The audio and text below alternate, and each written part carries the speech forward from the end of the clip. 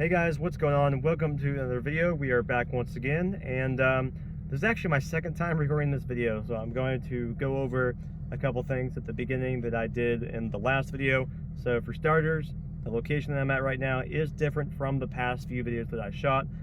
Currently I am at my old high school, and yeah, I am inside the 370Z because today we are talking about the 370Z. I actually have the paper right here with my ideas and bullet points. Today's video is going to be about loving the 370Z, the 5 things that I love about it, and then this will be followed up by a 5 things that I hate about the 370Z video as well. But the reason for this video is that you guys actually asked in the comments for me to make a love-hate comparison with the 370Z, so that's what I'm doing here right now. So 5 things that I love about my 370Z. Number 1 is the styling, inside and out. So the styling of this car was actually ahead of its time for like just the styling in general and the year that it came out. This 370Z, not this particular one, but the 370Z model came out in 2009. And it went all the way through up until 2022, I believe was the last year for it. So, you know, to have styling that's very similar to this, because they've only made minor, you know, improvements on the design aspect of things. They've only made minor modifications throughout that long amount of time. But for a car that looks this good, I drive a 2016 370Z, and for a car that looks this good and looks like it's a 2022 right now, that's awesome to be able to have a car that looks like that and it looks brand new. Like, to me it does. I don't know what you guys think, but my 2016 370Z looks pretty new to me. It looks like I just drove off the lot with it pretty much, even though it's 6 years old at this point.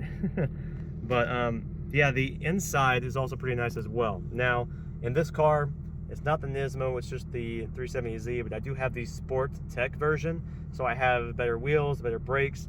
I have this system right here, entertainment system, which I only use for Bluetooth audio, honestly. But it also has a reverse camera inside there too, which is really helpful when you drive a sports car. You definitely don't want to not have that. I know some people like it being like super raw and they're okay with buying the base model, but for me personally, I need a backup camera. So it helps me out a lot, because the last thing I want to do is, you know, hit a curb or whatnot. So but yeah, so I love the inside. The interior is great. You know, I've got paddle shifters here, which definitely come in handy when I'm trying to pass someone. Just, you know, quick downshift and then pass them in like a second. So that's nice.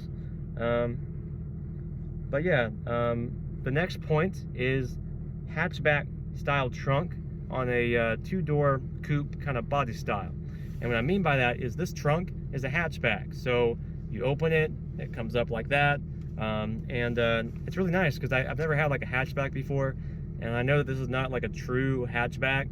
But I mean, it's nice to have like a hatchback kind of style on a sports car, on a coupe. Now, let me know in the comments down below if you've seen other cars that are like this, that have this kind of like hatchback on a coupe kind of style. I believe there are some, but I don't think it's very common. But you can correct me in the comments on that, you know, if I'm wrong, and that's just the way they all are. But at least for this car, I like that. It's kind of nice, you know, just to kind of pop it and watch it go up, and it's cool. I mean, it's just something I love. So next point is 332 horsepower under the hood. Is plenty of power for this car, and that is definitely one of the reasons that I bought this car, was that I wanted more power than my previous Subaru. And my previous Subaru, you know, I was only at like 148 horsepower stock, and maybe with the tune that I had, I was like 155, 156, but that's like the best that I ever got with that car. So this is plenty of power. The torque is definitely there. If you floor it too much, then you'll spin the tires. So I've kind of learned with this car like how much throttle to give it for whatever I want it to do. So that's pretty nice. 332 horsepower, awesome. The next thing is it's a very raw sports car feel without a bunch of tech inside. So some sports cars, especially newer ones, they have a lot of technology inside. It's like the entertainment system and all those other, you know, lane assist stuff that they've got going on. It's for safety, and it's regulated, and it keeps costs down or whatever. Like they get like a break on production costs or whatever it is. There's some reason at the production level that they choose to do this, but for me personally, I prefer the very raw feel of a sports car. And so with this car, you know, on the steering wheel, you don't have a lot. You know, you've got cruise control, you've got a couple buttons and source for the entertainment system there, and then you just got answering calls and volume. And it's very analog on the gauges too. There's no digital speedometer on this car. You've got your fuel gauge, RPM, speedometer, all that good stuff there. But it's not cluttered with technology. I mean, even like this system right here, this system is not up to date at all. In fact, if I turn it to the maps that's built into this car, if I turn it to that screen, you'll see exactly what I mean. It's very, very outdated, but that's something that I don't mind. So, you know, if you're looking into buying a 370Z, really know what you're getting before you know, start telling dealerships that you're interested and stuff like that. For me personally, I already did want this car. It wasn't like my first choice, but it was definitely my second choice. And the work that I do, you guys are probably wondering like why I got an automatic and all that stuff. The work that I do is stop and go traffic all the time, so an automatic was best for the work that I do in my situation. I don't know if in the future I'll go with like a manual, but as for now, I've got the automatic. Now what's great though about having the sport version, specifically the sport version, I don't know, I think there's not a difference between Sport Tech and Sport. Pretty sure there isn't. I think any Sport will have this, but the paddle shifters are my favorite thing ever. It's really nice to be able to downshift the gears, because I believe on the base model of the 370Z, at least from the videos I've seen on YouTube, there's no way to downshift manually or upshift. I don't know if on the shifter down here, see how mine says plus and minus, I don't know if you can do it from there on the base models, but paddle shifters just make things so much easier. Like I would never buy a base model of this vehicle for many reasons, but I'm just very happy with the trim that I selected for this model. Got a good deal on it. So the next thing is, it's a great sports car for the money. So you see this bar right behind me. There's also one of these. It's different, but it kind of works the same way. There's also one of these on top of the engine to hold the engine in place when you're going in sharp corners.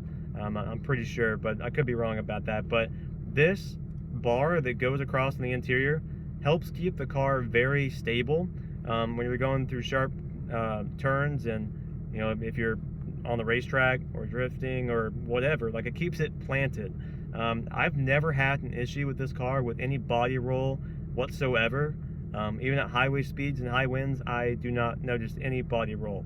Now with my Subaru and with my first car, those weren't made to be sports cars, so of course there was some body roll with those, but yeah, you know, no body roll. It's insane. Like you step into this car, and usually when you step into most cars, the car will kind of move a little bit, kind of rock a little bit. This car does nothing. You just like step in, and from the outside it doesn't move. Like it's planted. It's awesome. So definitely something I love about it. As far as money goes for this car, you know, like 332 horsepower, and you can find plenty of these on the used market. It's great, you know, to have a good handling car with a good amount of power for around like 30,000 if you want it with like low miles. That's pretty good in my opinion. So yeah, that pretty much just wraps up the 5 things that I love about my 370Z. I've got another video to shoot here in a second of the 5 things that I hate about my 370Z, so stay tuned for that. That will be coming up next. But yeah, pretty much all I've got. Thanks for watching. I'll see you in the next video.